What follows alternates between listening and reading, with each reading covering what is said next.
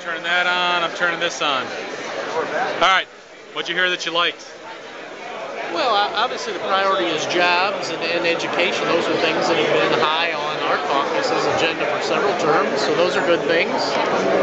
What'd you hear that you didn't like?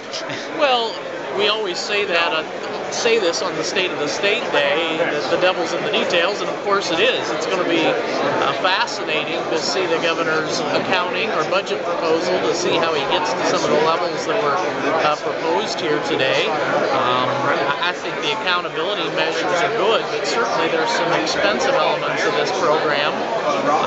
If I were a local school board member, I'd wonder why I'm going to my next meeting, because it sounds like we're certainly shifting another several steps away from local control of education, which has always been, I think, a guiding principle in Ohio's education system. What about some of the concepts? Longer school day, longer school year, all-day kindergarten, supportive of those things? Well, I certainly have been a person who felt that more rigor in the classroom is a good thing. Whether that means we need 20 more days or not, I don't know. You could do the same thing by requiring additional hours within the days that they're already there and avoid a lot of the costs for additional transportation and those type of things. I've always felt that if the students were on point working for 180 days a year, that's very good. I'm not out of hand rejecting the idea of some additional days, but there may be ways to increase the rigor without the costs.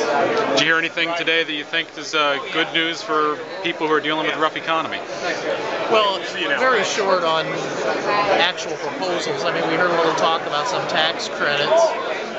We'll have to see what that means for companies, whether, especially small businesses that I continue to think are going to be the driver of the economic engine, get a reward.